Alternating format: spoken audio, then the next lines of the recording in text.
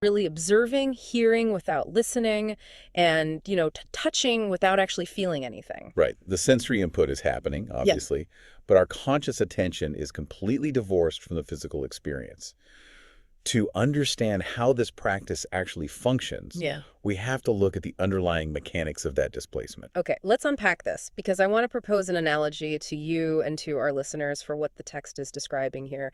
Think of the human mind as this frantic, constantly slingshotting time traveler. I like that. A time travel. Right, because the brain's default state is to just abandon the present moment. It launches backward into the past to, mine memories for data, or it catapults into the future to simulate potential threats or anxieties. It's a time traveler by All design. right. Whereas our physical body is the exact opposite. The body is literally the only biological mechanism we possess that is completely tethered to the current millisecond. It cannot exist anywhere but right now. That tension you're describing is actually rooted deeply in our neurology. It's what neuroscientists call the default mode network. When your brain isn't actively engaged in a demanding task, it just defaults to that time traveling state you mentioned. Rumination, daydreaming, threat It's prediction. just constantly spinning. Exactly. And the facilitator script in our source material leans directly into this biological reality. The text explicitly points out, and I'll quote it here, that the mind lives in memory, in worry, in planning, in distraction.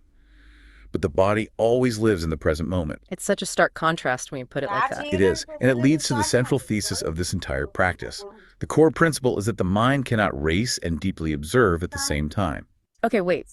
I have to push back on that a little bit because if you're someone who is chronically overthinking, right?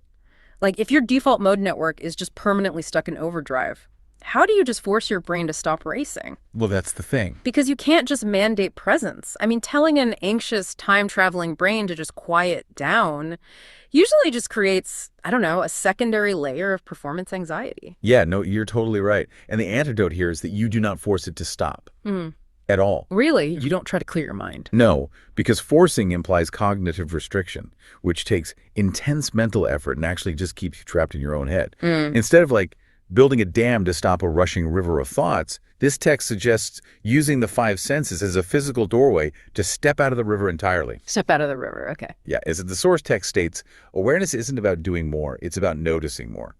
You use the raw sensory data to basically occupy the brain's bandwidth so it can't sustain the anxiety. That makes a lot of sense. So to achieve that state of noticing, the text lays out some very specific logistics for this scam. First off, it's a real commitment. We're talking 30 to 45 minutes for this exercise. It's not a quick 5-minute desk meditation. Yeah. No, definitely not. And ideal settings are outdoors, gardens, forests, riversides, open natural spaces. You can do it indoors with natural materials, but there is one absolute non-negotiable rule. Let me guess. No phones. 0 phones allowed, absolutely none. All you need is a journal, a pen, a comfortable sitting space, and optional blindfolds. But beyond the physical setup, the rules for the person leading this, the facilitator, are really strict. They have to be. The facilitator's behavior dictates the entire physiological response of the participants. They're instructed to speak slowly, gently, and to actively encourage slowness. Right. They really emphasize allowing pauses. Exactly. They absolutely must not rush transitions or over-explain things. And crucially, they cannot turn the exercise into a performance. Because if they're performing, then as a participant, my evaluative brain kicks in. I start judging their tone instead of noticing my own senses. Precisely. So to prevent that, step one is just settling into stillness. It's 5 minutes of simply sitting. Spine relaxed, eyes gently closed, hands resting naturally. You take 3 slow breaths just to allow your attention to arrive. Just signaling to the nervous system that it's safe to power down. Right. So then once you're settled, we move to step 2, which is sound. For 5 minutes with your eyes still closed, you focus purely on the auditory landscape. Birds, wind, insects, distant voices. But there's this specific insight from the text that I found so interesting. About not searching. Yes, the instruction is do not search for sounds. You have to allow them to arrive naturally. Which is actually really hard for us. Our brains are predatory when it comes to gathering information. We want to actively hunt for the next bird chirp. But by not searching, you shift from a calorie-burning hunting state to a state of passive rest. And the participants are also asked to notice the silence between the sounds, the negative space. Which is deeply calming. Yeah. And then from there, we shift to step 3, which is smell.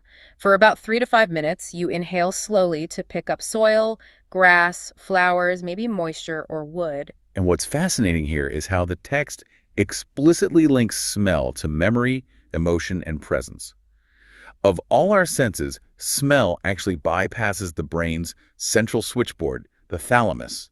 Wait, really? It goes straight to the emotional centers. Exactly. It has a direct, unfiltered line to your amygdala and hippocampus. That's why the text notes that facilitators will often pass around natural objects, like herbs or crushed leaves, and just ask participants to notice what emotions naturally arise. Bypassing the analytical middleman entirely. Completely. The body processes that profound emotional data without needing a single conscious thought. Okay, so that brings us to step 4, which is where things get really challenging, I think. This is the focus on touch or texture. Yeah, the labeling urge. Yes. So for 5 minutes, participants are touching grass, stones, bark, whatever's around them, focusing on roughness, softness, moisture, warmth. But the text gives this highly specific instruction. It says, experience texture without naming it immediately. Which feels almost impossible. Exactly. That's my pushback here. Isn't that incredibly difficult for the human brain? I mean, if I reach out blindfolded and touch a tree, my brain instantly screams, BRRK. Right, yeah. It's like trying to look at a word on a page and telling your brain not to read it. It just happens automatically. It does, and that frustration you're describing is exactly why the exercise is so powerful. It's an encounter with your brain's predictive processing system. Meaning what, exactly? Well, processing raw, high-resolution sensory data takes a lot of energy. So to save fuel, your brain uses predictive models. When you touch that rough surface, your brain slaps the cognitive label bark on it so it can stop processing the raw data and save calories. Oh, wow. So the label is basically an energy-saving shortcut. Exactly, it files it away. So when you actively resist that urge, when you force yourself to stay in the raw data of the physical sensation, like the moisture or the grit, before slapping a label on it, you yank that time-traveling mind violently back into the present. You're demanding high-definition reality instead of a low-resolution concept. Right. It drastically increases tactile sensitivity and grounding. That makes total sense. Okay, so after 20 minutes of sitting with your eyes closed, dealing with sound, smell, and touch, we get to step 5, color. Participants finally open their eyes slowly. The visual influx is usually pretty intense at this point. I bet. And here's where it gets really interesting. The text has a specific visual challenge. You don't just look around. You have to observe 10 colors you usually ignore. Not just green. Right. Not just green tree or blue sky. You're looking for the tiny shades of green, the sunlight patterns, the gradients in the sky. Because, as the text notes, observation deepens when speed reduces. I love that quote. Observation deepens when speed reduces. Because our visual autofill is so strong, dropping the frame rate of your attention reveals all the nuance we usually gloss over. And it flows right into step 6, which is temperature. For 3 to 5 minutes, you're just noticing the warmth of sunlight, cool air, or a breeze. The purpose of the temperature step is actually quite profound. It's to realize that the body is constantly communicating with the environment. You aren't an isolated object. There's a continuous exchange happening at the boundary of your skin. Which sets the stage perfectly for step 7, integration. The climax of the practice. Exactly. 5 minutes of sitting silently and observing all 5 senses simultaneously. Sound, smell, touch, sight, temperature, all at once. And the one rule, zero analysis, just pure, unfiltered awareness. Which requires an immense amount of cognitive restraint. Just holding that open channel without letting the ego or the analytical mind filter it. So, what does this all mean? I mean, if you're a listener dedicating 45 minutes of your busy life to this, what's the actual payoff? Because it doesn't just leave you in that suspended state. Right. It intentionally powers the analytical brain back up through step 8, which is reflection journaling. You spend 10 minutes writing, and there are specific reflection questions participants must write about. Like what? What are they asking? Things like, which sense felt strongest? Which do I usually ignore? What distracted me most? And what helped me actually feel present. Processing the raw data constructively. Exactly. And the psychological impacts listed in the source are significant. Reduced anxiety, improved emotional regulation, calming of overstimulation. It leaves you in a much softer, quieter mental state. A hard reset for the nervous system. The text also briefly mentions an advanced variation, right? The blindfold awareness walk. Yes, done in pairs. One person is blindfolded, the other guides them silently. It builds incredible trust and extreme sensitivity since you're relying purely on non-visual spatial and tactile cues. That sounds intense, but honestly, the part of this text that really stuck with me comes right after the psychological benefits. The philosophical pivot. Yes. If we connect this to the bigger picture, the text introduces what it calls the ecological justice connection. This isn't just a personal wellness hack to feel less stressed at work. No, not at all. It argues that this practice builds ecological consciousness. The premise is that nature is not just a background setting for human life.